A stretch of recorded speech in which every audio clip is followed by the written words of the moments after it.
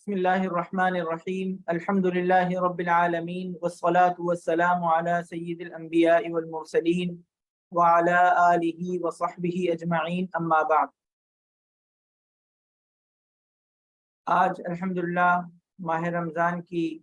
25ویں شب ہے۔ اللہ تعالی محض اپنے فضل سے ماہ رمضان کی سعادتیں ہمیں عطا فرما دیں اور اس ماہ رمضان کو ہم سب کے لیے مغفرت حاصل کرنے کا سبب بنا دے، اور اس ماہ رمضان میں ہم سب کو ایسی عبادت کرنے کی اور ان طاعات کو انجام دینے کی اللہ تعالی ہمیں توفیق عطا فرما دیں کہ ان کے انجام دینے سے اللہ رب العزت اپنے فضل اور اپنے رحمت سے ہم سب کو جہنم سے آزادی کا پروانہ نصیب فرما دیں، آمین۔ آج قرآن کریم کے 23ویں سپارے اور اسی طریقے سے قرآن کریم کے 24ویں سپارے کے بعض حصے کے مضامین انشاءاللہ آپ حضرات کی خدمت میں پیش کیے جائیں گے۔ قرآن کریم کی اس سورت سورہ یاسین جو 23ویں سپارے میں اللہ رب العزت نے نازل فرمائی ہے، نبی اکرم صلی اللہ علیہ وسلم نے قرآن کریم کی اس سورت کو قرآن کریم کا دل قرار دیا ہے، اور قرآن کریم کی یہ سورت بہت ہی خوبصورت انداز میں اللہ رب العزت کی قدرت کاملہ کا بیان کر رہی ہے، اور اسی طریقے سے ان اقوام کا قصہ بیان کر رہی ہے جنہوں نے اپنے انبیاء اکرام علیہ السلام کی بات کو جھٹلایا۔ اللہ رب العزت نے ان کی اس غلطی کی وجہ سے ان کو پکڑ لیا، عذاب میں پکڑ لیا۔ قرآن کریم کی اس صورت کے اندر اللہ رب العزت نے مشرکین مکہ کے غلط فہمیوں اور ان کے غلط جملوں کو ذکر فرما کر، غلط باتوں کو ذکر فرما کر اس کی تردید بھی بیان فرمائی ہے، اور مسلمانوں کے عقیدے کا اس بات، عقیدہ آخرت کا اس بات اللہ رب العزت نے اس صورت کے اندر بیان فرمایا ہے۔ قیامت کے روز اللہ رب العزت کی طرف سے جو اہل ایمان کو نیک نعمتیں نصیب ہوں گی، اور مجرمین کو ان کی غلطیوں کی وجہ سے عذاب میں پکڑ لیا جائے گا۔ قرآن کریم کی صورت میں اللہ رب العزت نے ان تمام باتوں کو ذکر فرمایا ہے، اور ان تمام باتوں کو ذکر فرماتے ہوئے در حقیقت اللہ رب العزت کی طرف سے اس صورت کے اندر مکرر اور تکرار کے ساتھ اس بات کی تلقین فرمائی جا رہی ہے کہ انسان اللہ رب العزت کی ان تمام نشانیوں اور اللہ رب العزت کی ان تمام قدرتوں کو اپنے ذہن میں رکھے، اور اس بات کی کوشش کرے کہ کوئی بھی لمحہ اللہ تعالیٰ کی نافرمانی میں نہ گزرے، اس لیے کہ اللہ رب العزت جس طریقے سے رحمان ہے، رحیم ہے، اسی طریقے سے اللہ رب العزت اپنی قدرت کاملہ کے ساتھ اس بات پر بھی قادر ہیں کہ ان لوگوں کو جو نافرمانی میں مبتلا ہیں ان کو اپنے عذاب میں اور اپنی آزمائش میں پکڑ لے، اس لیے کہ ان کی غلطیوں کی وجہ سے، ان کی نافرمانیوں کی وجہ سے، ان کی ضد اور عناد کی وجہ سے ان کو سزا میں مبتلا فرما دیں۔ اللہ رب العزت اس بات پر بھی قادر ہے، تو لہٰذا اللہ تعالیٰ سے دعا ہے کہ اللہ تعالیٰ ہم سب کو اپنی رحمتوں میں رکھے، اور ہم سب کو گناہوں سے بچتے ہوئے زندگی گزارنے کی اللہ تعالیٰ ہمیں توفیق عطا فرمائے۔ قرآن کریم کی صورت کے اندر اللہ رب العزت نے مشرکین مکہ کے اس غلط فہمی کو بیان فرمایا کہ یہ کہتے تھے کہ آپ ہمیں کہتے ہیں کہ ہم مستحقین مساکین کو کھانا کھلائیں، اللہ رب العزت ہی ان کو کھانا کھلا دیں۔ ان کی اس بات کو اللہ رب العزت نے قرآن کریم کی اس صورت کے اندر ذکر فرمایا، اور در حقیقت اس کی تردید فرمائی کہ اللہ رب العزت تو اس دنیا کو اللہ تعالیٰ نے دار الاسباب بنایا ہے، یہ دنیا دار الاسباب ہے، اور اس دار الاسباب میں اگر کسی شخص کو اللہ رب العزت نے اس بات کا حکم دیا ہے کہ وہ زکوٰۃ ادا کرے، صدقات کا اہتمام کرے، تو در حقیقت اللہ رب العزت نے اپنی قدرت کاملہ کے ساتھ اس نظام کو اس انداز میں مرتب فرمایا ہے کہ ان لوگوں کو ان کا سرپرست، ان لوگوں کے ذمہ ان کا حق متعین فرما دیا ہے، تاکہ یہ مستحقین مساکین اپنی ضروریات کے لیے پریشان نہ ہوں، بلکہ یہ مخیرین، معطین اور صدقات کرنے والے، خیرات کرنے والے خود ان کی ضروریات کو پورا کرنے کے لیے اپنی ذمہ داری محسوس کریں، اور اپنی ذمہ داری محسوس کرتے ہوئے، اپنا فرض محسوس کرتے ہوئے ان کے کفیل بن جائیں اور ان کی ضروریات کو پورا کر دیں۔ تو در حقیقت یہ اللہ رب العزت کی سنت ہے، اللہ تعالیٰ کا طریقہ ہے، اور اسی طریقے سے اللہ رب العزت نے اس دنیا کے اندر نظام کو مرتب فرمایا ہے۔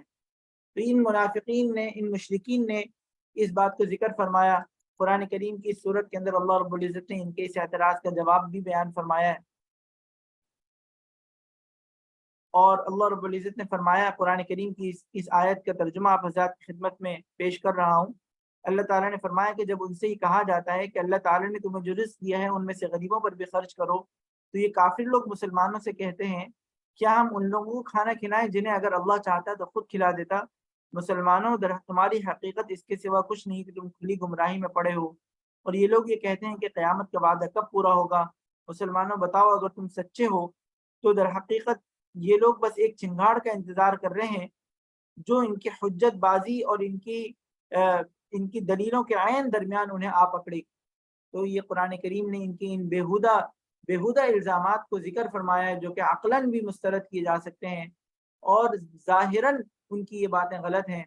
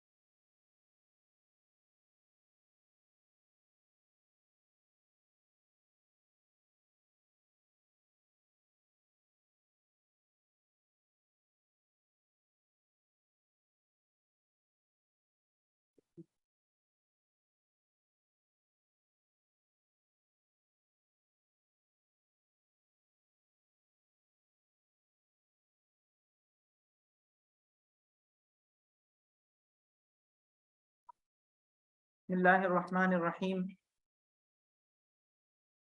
قرآن کریم کی اس صورت کے اندر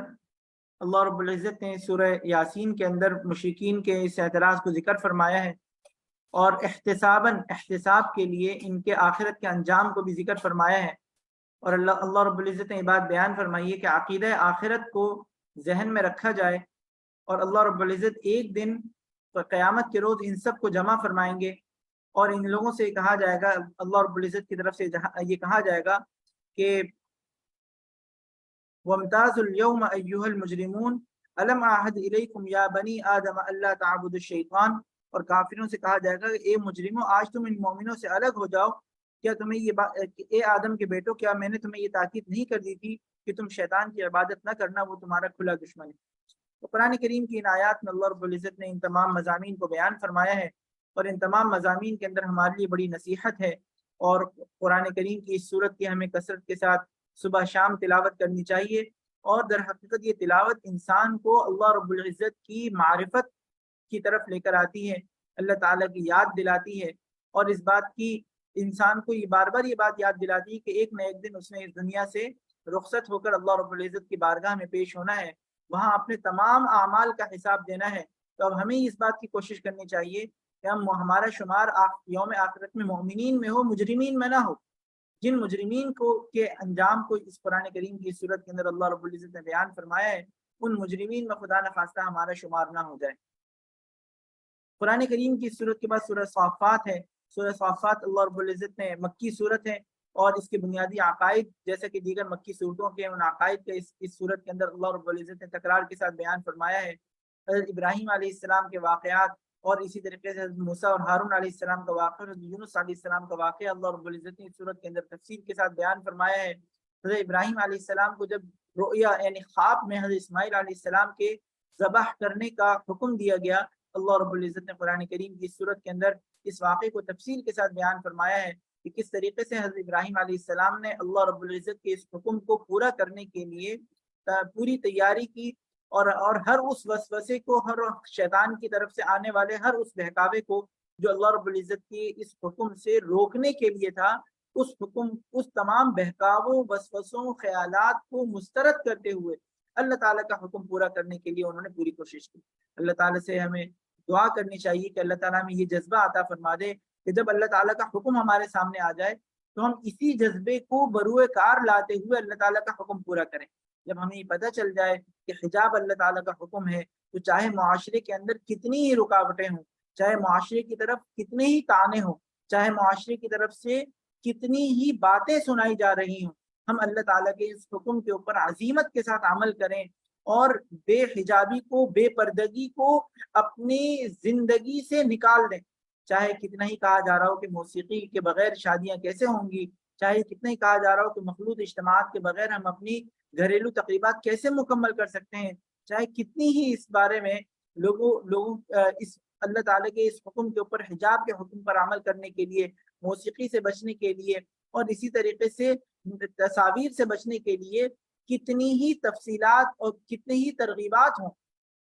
چاہے کتنی ہی اس کے خلاف اللہ کے حکم پر عمل کرنے کے نتیجے میں کتنی ہی باتیں سننے کو ملے، رسم و رواج توڑنے پڑے، کسی کی پرانی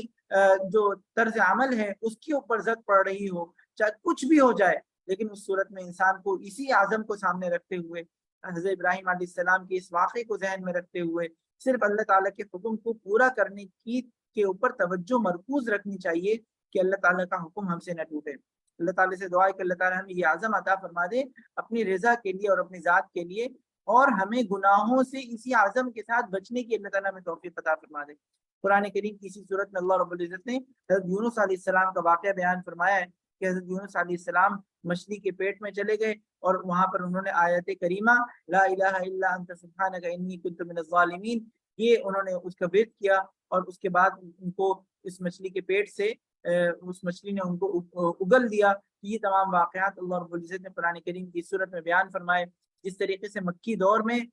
مشرکین مکہ کے مختلف اعتراضات کے جوابات دیے گئے، اسی طریقے سے ان آیات کے اندر بھی مشرکین مکہ کے ان اعتراضات کے، انہوں نے یہ کہتے تھے کہ فرشتے اللہ کی بیٹیاں ہیں، اور ان مختلف اعتراضات میں اور بیہودہ باتوں میں مبتلا ہوتے تھے، قرآن کریم کی آیات میں اللہ رب العزت نے اس کی تردید بیان فرمائی ہے۔ اس کے بعد سورہ صاد ہے، اس صورت میں اللہ رب العزت نے حضرت سلیمان علیہ السلام اور حضرت داؤد علیہ السلام کے واقعات کو بیان فرمایا ہے، اور تکرار کے ساتھ عقیدہ آخرت کی تاکید بیان فرمائی ہے، اور عقیدہ آخرت کی جو تاکید ہے، اور اس میں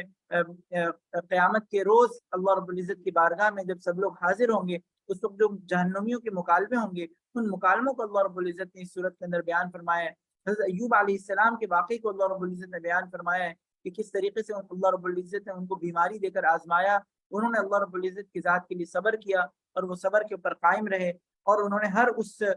تکلیف کو برداشت کیا جس تکلیف کے جو بیماری کی صورت میں ان کو تکلیف آئی تھی، اور انہوں نے وہ اس امتحان میں کامیاب ہوئے، اور کامیاب ہونے کی صورت میں اللہ رب العزت نے ان کو اس بیماری سے نجات بھی عطا فرمائی، اور ان کے آل اولاد کے اندر اللہ رب العزت نے کثرت بھی پیدا فرما دی۔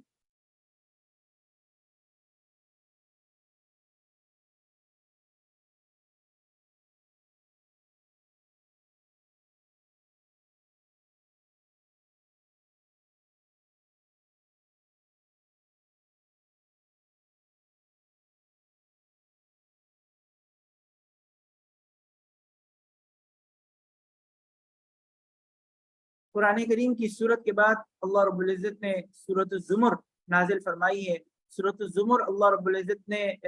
مکی صورت ہے، اس صورت میں بھی انہی مضامین کا تکرار ہے۔ اس صورت کے اندر اللہ رب العزت نے ایک آیت نازل فرمائی ہے، وہ یہ ہے کہ اللہ رب العزت کی رحمت سے کوئی انسان مایوس نہ ہو۔ وہ لوگوں جنہوں نے اپنی جانوں پر ظلم کیا ہے، وہ اللہ تعالیٰ کی رحمت سے لا تقنطوا من رحمت اللہ کی رحمت سے مایوس نہ ہو۔ ان اللہ یغفر الذنوب جميعا، اللہ تعالیٰ تمام گناہوں کو معاف فرما سکتے ہیں، معاف فرماتے ہیں۔ چنانچہ قرآن کریم کی صورت کے اندر اللہ رب العزت نے تسلی بیان فرمائی ہے کہ اگر کسی شخص کو اپنی غلطیوں اور اپنی کوتاہیوں کی وجہ سے یہ احساس ہو جائے کہ خدا نہ خواستہ میرے تو غلطیاں بہت ہیں، اور ان غلطیوں کی وجہ سے میں کیسے اللہ تعالیٰ کی بارگاہ میں معافی مانگوں، قرآن کریم کی ان آیات میں اللہ رب العزت نے یہ بات بیان فرما دی کہ چاہے کسی کے گناہ کتنے ہی زیادہ ہوں، کتنے ہی زیادہ گناہ ہو جائیں، لیکن اگر وہ اللہ رب العزت کی بارگاہ میں ندامت کے ساتھ، شرمندگی کے ساتھ اپنی توبہ لے کر آئے گا، اللہ رب العزت اس کی توبہ کو قبول فرماتے ہیں۔ یہ اللہ تعالیٰ کا طریقہ ہے، ان اللہ یغفر الذنوب جميعا، اللہ تعالیٰ تمام گناہوں کو معاف فرما دیں گے، تمام گناہوں کو اللہ تعالیٰ معاف فرما دیں گے، اور وہ ان تمام لوگوں کے گناہ معاف ہوتے ہیں جو ندامت کے ساتھ، صدق دل کے ساتھ اللہ رب العزت کی بارگاہ کے اندر توبہ لے کر حاضر ہوتے ہیں۔ چنانچہ قرآن کریم کی آیات کے اندر اللہ رب العزت نے اس کی تاکید فرمائی ہے، اور اسی طریقے سے قرآن کریم کی آیات میں اللہ رب العزت نے تلاوت کرنے والوں کی فضیلت بیان فرمائی ہے، اور یہ فرمایا کہ جو اہل علم ہیں، جو علم حاصل کرنے والے ہیں، وہ ان لوگوں کے برابر نہیں ہو سکتے جو علم حاصل نہیں کر سکتے۔ قرآن کریم کی فضیلت بیان فرمائی ہے، اس بات کی ترغیب بیان فرمائی ہے کہ قرآن کریم کی دن کے حصے میں، راتوں کے حصے میں تلاوت کی جائے، اور انسان اس کی تلاوت کا معمول حاصل کرے، اور اس سے نصیحت حاصل کرے، تقوی حاصل کرے۔ اور اللہ رب العزت نے قرآن کریم کے علم حاصل کرنے والوں اور قرآن کریم سے نصیحت حاصل کر کے اس نصیحت کی پیروی کرنے والوں کی اللہ رب العزت نے تعریف فرمائی ہے، اور تعریف فرماتے ہوئے ان کے لیے جنت کے وعدے بیان فرمائے ہیں۔ یہ تمام مضامین قرآن کریم کی سورۃ الزمر میں ہے، اور اسی طریقے سے اس سورۃ کے بالکل اختتام میں اللہ رب العزت نے ان دو گروہوں کا تذکرہ فرمایا ہے۔ ایک گروہ وہ ہے جن کو ہکایا جائے گا، اور ہکا کر ان کو اللہ رب العزت کی طرف سے ان کی نافرمانیوں کی وجہ سے، گناہوں کی وجہ سے ان کو جہنم کی طرف لے جایا جائے گا۔ اور دوسری وہ جماعت ہے جنہوں نے اپنی دنیا کے اندر اللہ رب العزت کے احکامات کی تعمیل کی، صبر سے کام لیا، تکالیف پہ صبر کیا، استقامت کے ساتھ دین کے اوپر قائم رہے، ان تمام لوگوں کو اللہ رب العزت کی طرف سے نیکی کے اوپر رہتے ہوئے ان کو جنت کی طرف لے جایا جائے گا، ان کو جنت میں داخل کیا جائے گا۔ جنت میں وہ ایک دوسرے سے سلام کریں گے، اور اللہ تعالیٰ کی نعمتوں کو وہاں پر پائیں گے جن کا اللہ رب العزت نے وعدہ فرمایا ہے۔ اللہ تعالیٰ سے دعا ہے کہ اللہ تعالیٰ ہمیں قرآن کریم کی ان تمام صورتوں میں جو مضامین بیان فرمائے ہیں ان کو سمجھنے کی اور اس پر عمل کرنے کی ہمیں توفیق عطا فرمائے۔ اللہ تعالیٰ نے جو امید ہمیں دلائی ہے کہ اللہ کی رحمت سے مایوس نہیں ہونا ہے، اللہ تعالیٰ ہمیں اس امید کو ذہن میں مستحضر فرما دے، اور اللہ سے اپنی مغفرت اور اپنی توبہ پیش کرنے کی اللہ تعالیٰ ہمیں توفیق عطا فرما دے۔ اللہ تعالیٰ ہمارے گناہوں کو معاف فرما دے، اللہ تعالیٰ ہمیں لیلۃ القدر نصیب فرما دے۔ وآخر دعوانا ان الحمد للہ رب العالمین، آمین آمین یا رب العالمین۔ السلام علیکم ورحمۃ اللہ وبرکاتہ۔